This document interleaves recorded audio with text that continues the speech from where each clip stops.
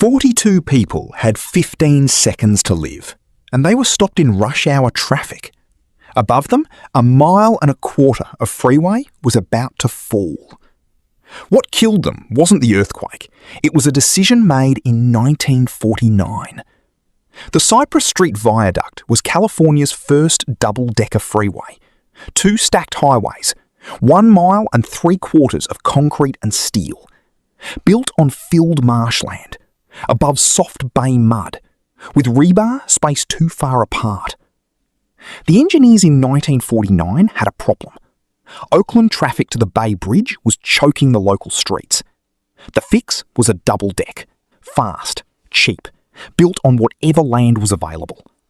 That land was reclaimed marsh, saturated clay, the worst possible foundation for an earthquake. But this was 1949. Nobody was thinking about earthquakes that way. Construction started in 1956.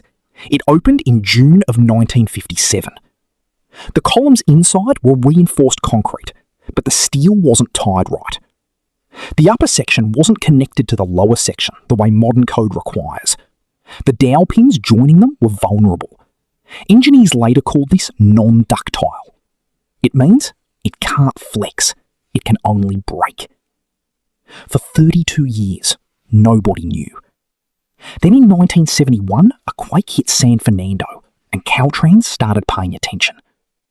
By 1977, they added small retrofits to the Cypress. Cable restraints, joint tie-downs, a token effort.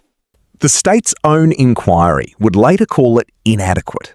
They never studied how the structure could actually fail. By October of 1989, the Cypress carried tens of thousands of vehicles every rush hour. October 17th was a Tuesday. The World Series was about to start at Candlestick Park. Game 3, the Giants versus the A's, the first ever Bay Bridge Series. Across the region, thousands of commuters left work early or stayed late to watch.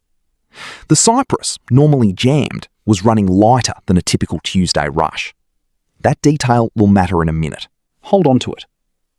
At 5:04 p.m, 60 miles south, the San Andreas Fault ruptured.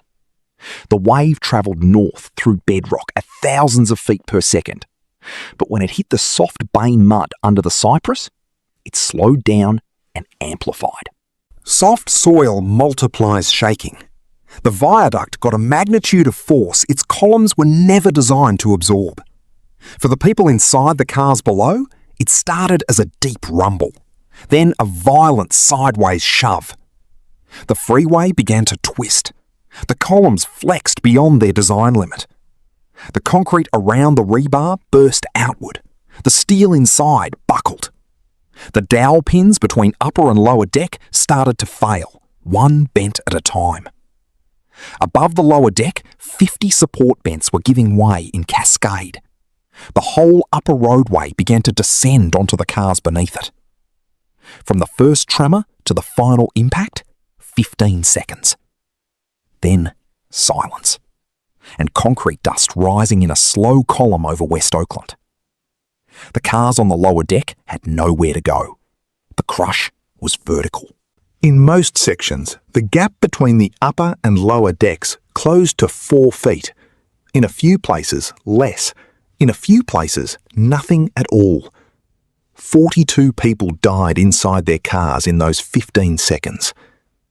Nearby residents and factory workers came running with ladders and forklifts. They climbed onto the broken roadway and started pulling people out of the gap. Some survivors had to be freed by amputation. Surgeons worked inside the rubble with flashlights. The Goodyear blimp covering the World Series turned away from Candlestick and circled the wreckage to relay images for rescue crews. Initial estimates feared hundreds dead on the Cypress alone. The final number was 42. The reason it wasn't worse? The World Series. The traffic that should have been there wasn't. The governor convened a board of inquiry within days. What they found wasn't a freak event. It was a structure that had been understood to be vulnerable and not prioritised. Caltrans had known older bridges needed seismic upgrades. the Cypress just wasn't high enough on the list. The cause of death was filed as earthquake. The cause behind that was 1949 engineering judgment. The remaining structure was demolished. The wreckage took months to clear. California's seismic retrofit funding jumped from $4 million a year to $300 million. Caltrans created a permanent seismic advisory board, new design rules, new column standards, steel jackets on thousands of older piers. The toll bridge retrofit program would run for more than 2 decades and cost billions of dollars. Every concrete column built in California after 1989 carries a different soul inside it. Today, the new Cypress Freeway doesn't follow the old route. It bends around the neighbourhood it once cut in half. Where the double-decker stood is now a long green strip called Mandela Parkway. A memorial park sits near 14th Street. The viaduct that opened in 1957 as a symbol of California's future became the reason the future had to be redesigned.